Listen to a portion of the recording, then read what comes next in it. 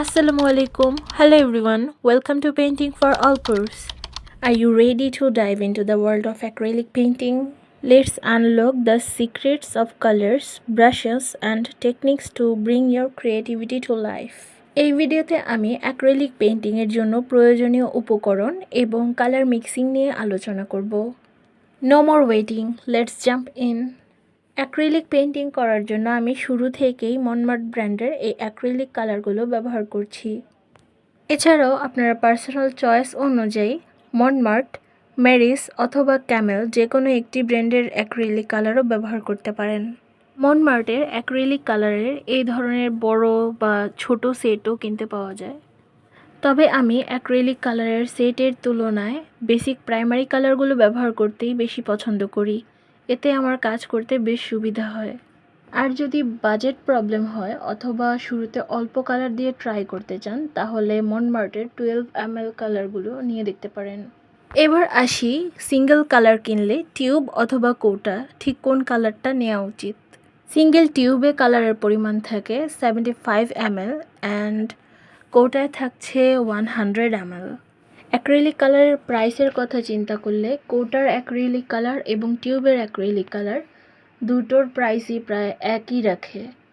এছাড়া কৌটা আর টিউবের কালারে তেমন কোনো মেজর পার্থক্যই নেই।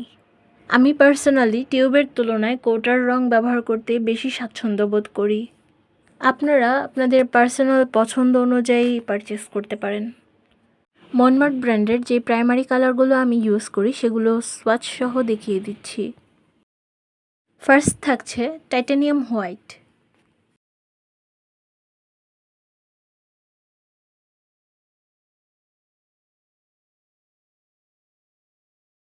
ক্রিমসন রেড,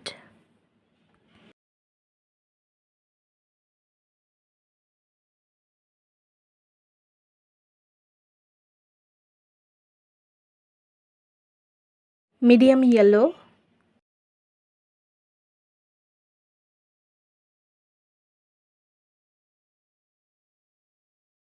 স্যাপ গ্রিন,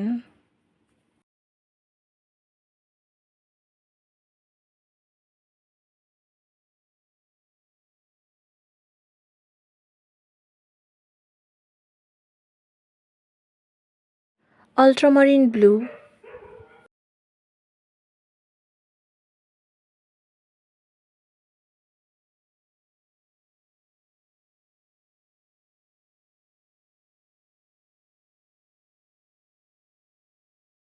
এবং ল্যাম্প ব্ল্যাক।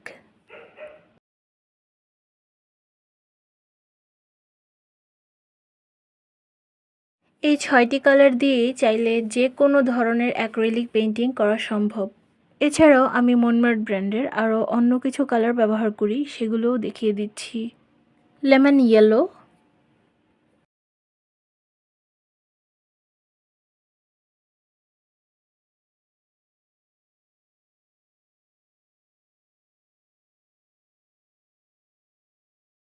ভার্মিলিয়ন রেড,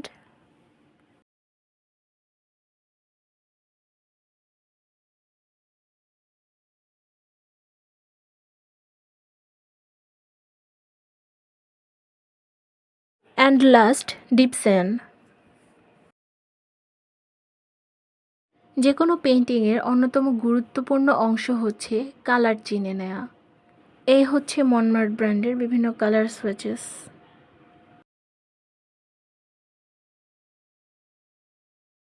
এবার চলুন অ্যাক্রিলিক পেইন্টিংয়ের ব্রাশ নিয়ে কথা বলি।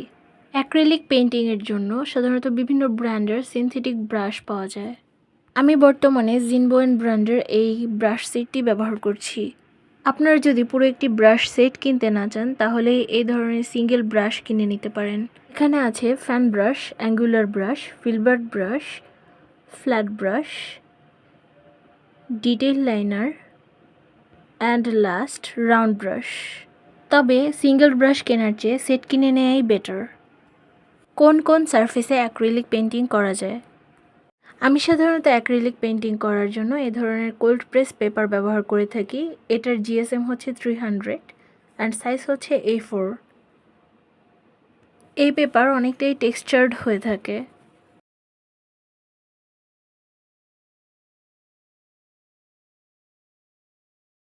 এটিও একটি অ্যাক্রিলিক প্যাড। অ্যাক্রিলিক পেন্টিং করার জন্য এই প্যাডটি খুব ভালো কাজ করে।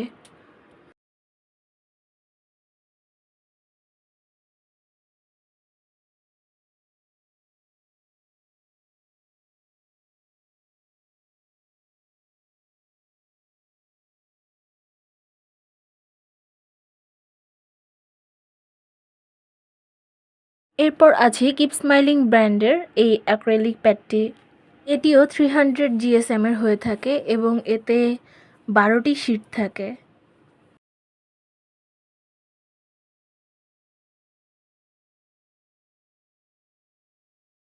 এছাড়াও এই ওয়াটার কালার প্যাডেও অ্যাক্রিলিক পেন্টিং করা যায়। এর GSM 160।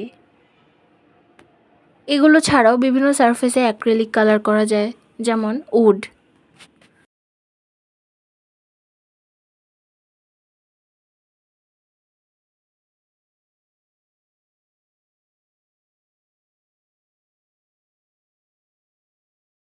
এরপর আছে স্ট্রেচড ক্যানভাস। এই ক্যানভাস মূলত টেক্সচারযুক্ত ক্যানভাস কাপড় এবং কাঠের বোর্ড বা কাঠের ফ্রেম দ্বারা তৈরি করা হয়। এটি মূলত ক্যানভাস কাপড়, যা থেকে ক্যানভাস প্যানেল অথবা স্ট্রেচড ক্যানভাস তৈরি করা হয়।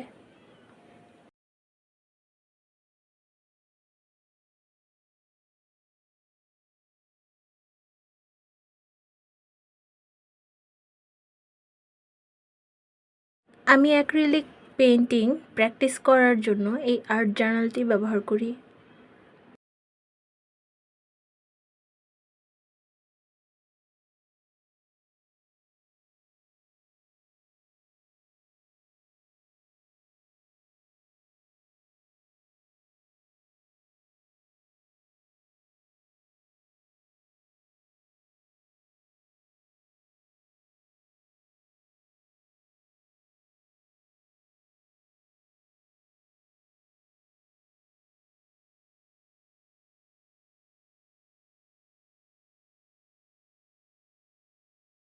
এবার চলুন কালার প্যালেট নিয়ে কথা বলি।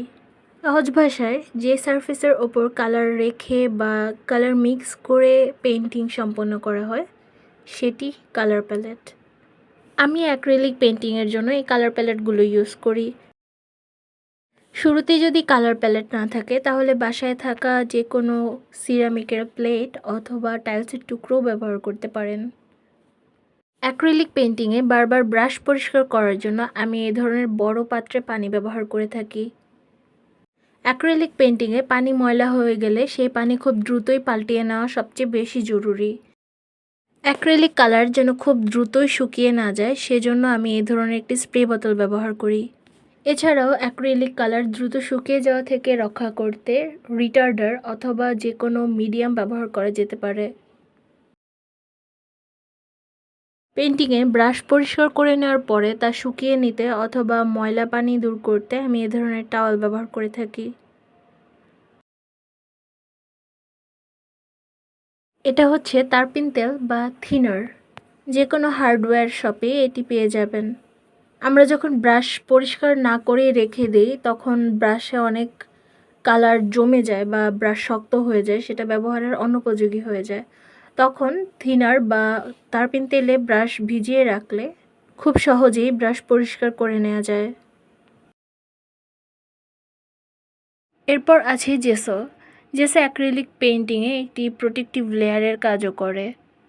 পেইন্টিং শুরু করার পূর্বে ক্যানভাস অথবা উড সারফেস অথবা যে কোনো সারফেসই বলা যায় সেই সারফেস প্রিপেয়ার করার জন্য আমরা জেসো ব্যবহার করে থাকি। ভার্নিশ। অ্যাক্রিলিক পেইন্টিংকে ডাস্ট, ইউভি রে অথবা যে কোনো ময়লা থেকে রক্ষা করতে ভার্নিশ সবচেয়ে বেশি ভূমিকা পালন করে। আমি হিমির এই ক্লিয়ার ভার্নিশটি ব্যবহার করি। এছাড়াও বাজারে বিভিন্ন ধরনের ভার্নিশ কিনতে পাওয়া যায়। স্পঞ্জ। আকাশের মেঘ অথবা গাছের পাতা দুটোর যে কোনো একটি শেপ দিতেই খুব ভালো কাজ করে এই স্পঞ্জ। এছাড়াও স্পঞ্জ ব্যবহার করে যে কোনো সারফেসে খুব ভালোভাবে কালার ফিল আপ করে নেওয়া যায়। And last, masking tape. Masking tape দিয়ে খুব সহজেই নিট অ্যান্ড ক্লিন লাইন্স পাওয়া যায়। এবার আমরা বেসিক কালার প্র্যাকটিস করব।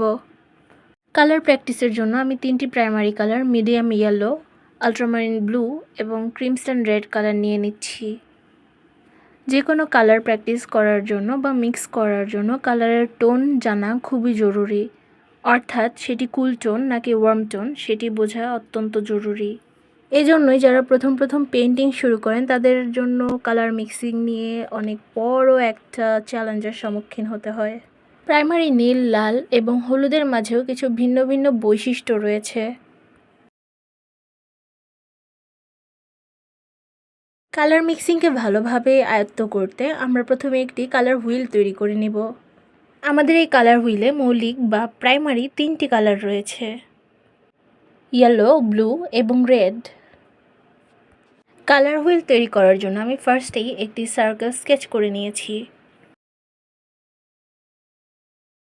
এবার পর্যায়ক্রমে ইয়েলো, ব্লু এবং রেড কালার, অর্থাৎ আমাদের 3টি প্রাইমারি অথবা মৌলিক কালার আমরা ব্লক ইন মেথড ফলো করে ফিল আপ করে নিব।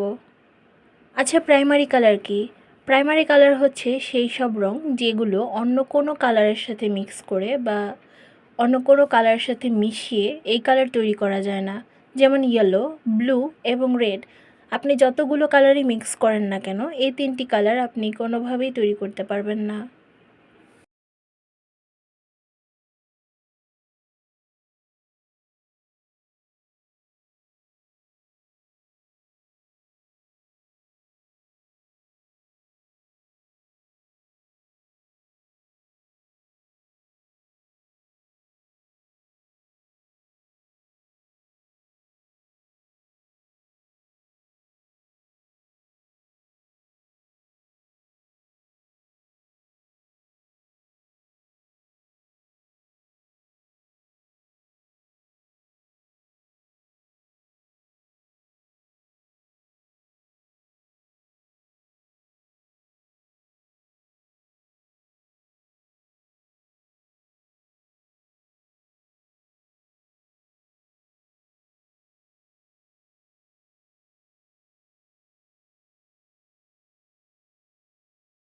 এবার আমরা 50% ইয়েলো এবং 50% ব্লু কালার মিক্স করে সেকেন্ডারি কালার তৈরি করব। দুইটি প্রাইমারি কালার একত্রে মিক্স করলে আমরা যে কালার পাবো সেটি মূলত সেকেন্ডারি কালার। যেমন 50% ইয়েলো এবং 50% ব্লু কালার মিক্স করে আমরা একটি গ্রিন কালার শেড পাচ্ছি।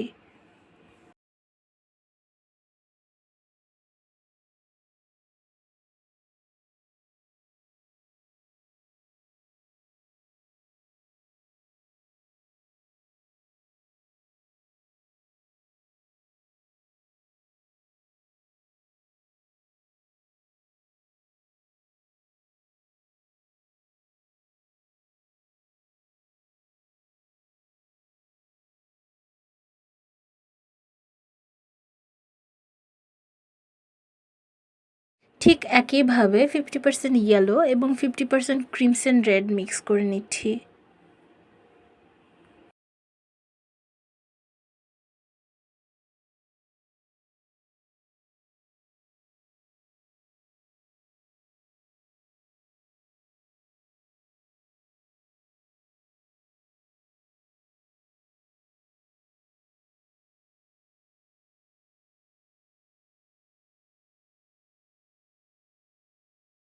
একইভাবে 50% ব্লু এবং 50% ক্রিমসন রেড মিক্স করে আমরা সেকেন্ডারি কালার তৈরি করে নেব।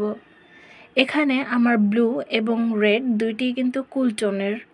এখন যদি আমি কুল টোনের ব্লু এবং ওয়ার্ম টোনের রেড মিক্স করতাম তাহলে এটা অনেকটা মাটি বা মেটে টাইপের কালার হয়ে যেত। যেমন যদি আমি ভার্মিলিয়ন রেড এবং ব্লু কালার মিক্স করি তবে সেটা কোনোভাবেই একটি পারফেক্ট পার্পল কালার হবে না। এবার প্রতিটা প্রাইমারি এবং সেকেন্ডারি কালারের পাশের বক্সগুলো প্রাইমারি এবং সেকেন্ডারি কালার দিয়ে ফিল আপ করে নিব।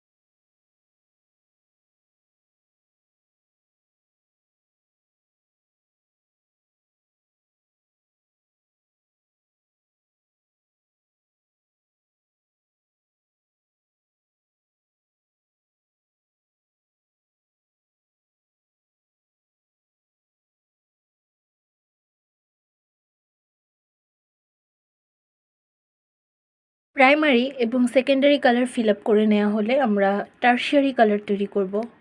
50% সেকেন্ডারি এবং 50% প্রাইমারি কালার মিক্স করলে যে কালার তৈরি হবে সেটি মূলত টারশিয়ারি কালার। যেমন এখানে আমি 50% পার্পল এবং 50% ক্রিমসন রেড কালার মিক্স করছি।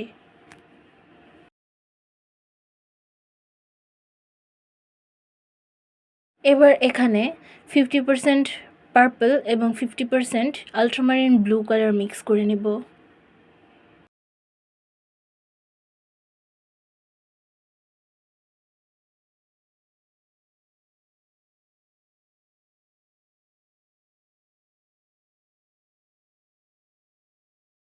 সেম মেথড ফলো করে 50% আল্ট্রামারিন ব্লু এবং 50% সেকেন্ডারি কালার গ্রিনটা মিক্স করে নেব।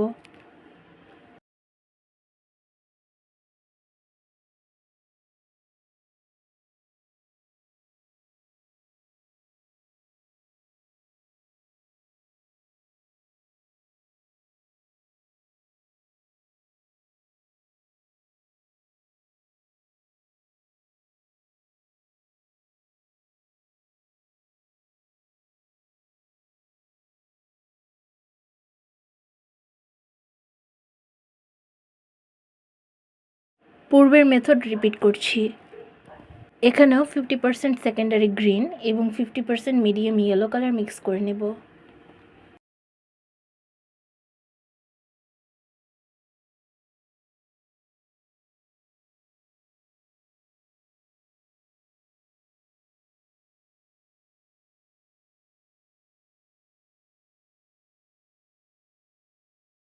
ফিফটি পার্সেন্ট ইয়েলো এবং 50% সেকেন্ডারি অরেঞ্জ মিক্স করছি।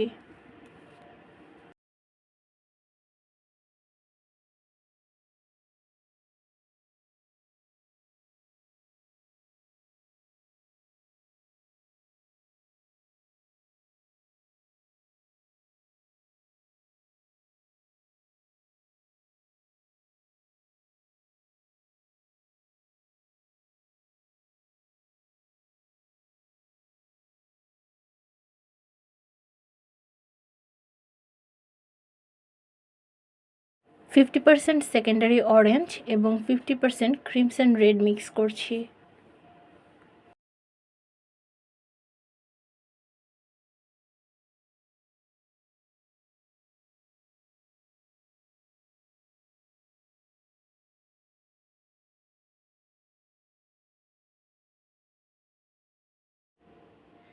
গ্রিন, পার্পল অ্যান্ড অরেঞ্জ হচ্ছে আমাদের সেকেন্ডারি কালার। আর সেকেন্ডারি এবং প্রাইমারি কালার মিক্স করে যে কালারগুলো তৈরি করলাম সবগুলোই টারশিয়ারি কালার। লেফট সাইডের কালারগুলো কুল টোনের, যা দেখতে চোখে শীতলতা অনুভব হয়, এবং রাইট সাইডের কালারগুলো ওয়ার্ম টোনের, যেগুলো দেখতে ওয়ার্ম বা গরম ফিল হয়।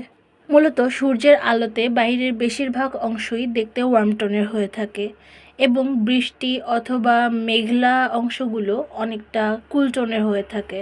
যে কোনো কালার আমরা ভালোভাবে দেখলেই টোন সম্পর্কে ধারণা নিতে পারবো। এখানে রয়েছে প্রাইমারি কালার, সেকেন্ডারি কালার এবং টারশিয়ারি কালার।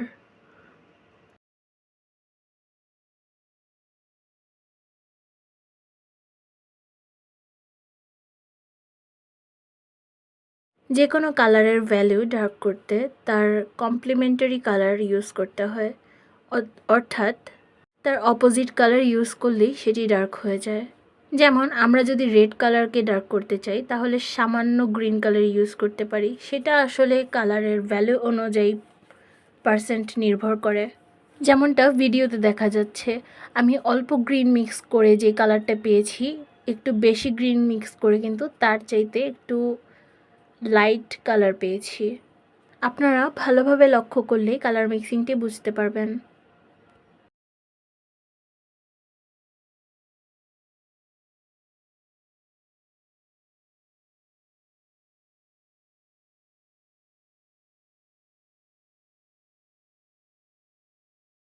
আমি গ্রিনের সাথে যতটা ব্লু কালার অ্যাড করছি, গ্রিন কিন্তু ততটাই ডার্ক হচ্ছে। আবার গ্রিনের সাথে রেড কালার মিক্স করলে সেই গ্রিনটা অন্যরকম ডার্ক হয়ে যাচ্ছে। এখানে যেখানে ব্লু কালার মিক্স করলাম সেটা হচ্ছে কুল গ্রিন এবং যেখানে রেড কালার অ্যাড করা হয়েছে সেটি হচ্ছে ওয়ার্ম গ্রিন। এবার চলুন ডার্ক থেকে লাইটার শেড তৈরি করে একটি গ্রেডিয়েন্ট তৈরি করি। প্রতিটি কালার অ্যাপ্লাই করার পরে কিন্তু আমি নতুন করে ইয়েলো কালার মিক্স করে তারপর অ্যাপ্লাই করছি। খেয়াল করলে দেখবেন প্রতিটি কালারই কিন্তু একটি থেকে অন্যটি লাইট কালার হচ্ছে। এতক্ষণ আমি ওয়ার্ম লাইট অ্যাড করেছি। এবার আমি টাইটানিয়াম হোয়াইট কালার অ্যাড করে কুল লাইট অ্যাড করব। যতবারই হোয়াইট কালার অ্যাড করছি প্রতিটি শেড একটি থেকে অপরটি আরও উজ্জ্বল হচ্ছে। এভাবেই গ্রেডিয়েন্ট তৈরি হয়।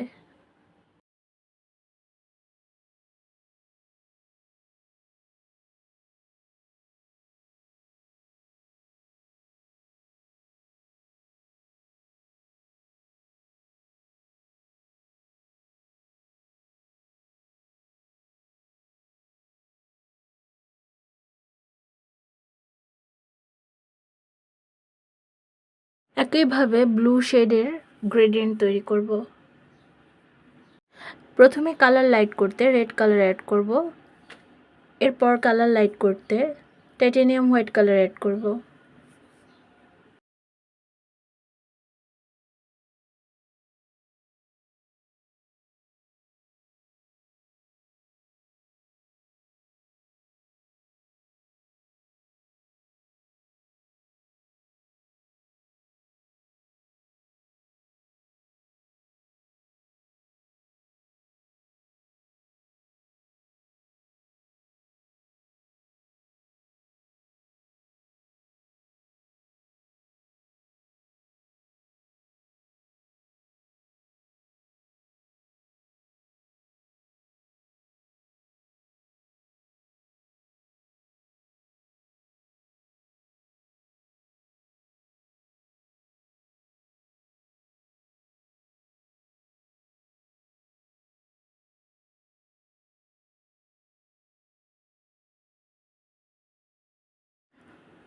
আমরা অনেক সময় সরাসরি ব্ল্যাক কালার অ্যাপ্লাই না করেও ব্ল্যাক কালারের সাথে কিছুটা পার্পল অর্থাৎ কিছুটা ব্লু অ্যান্ড কিছুটা রেড কালার মিক্স করে অ্যাপ্লাই করতে পারি। এই ছিল আমাদের আজকের ক্লাস সম্পর্কিত কোনো প্রশ্ন থাকলে কমেন্টে জানাতে পারেন। এছাড়াও কোনো মতামত থাকলে কমেন্টে বলতে পারেন। পরবর্তী ক্লাসে আবার হয়তো নেক্সট কোনো ভিডিও নিয়ে আসতে পারি। ধন্যবাদ। আল্লাহ হাফেজ।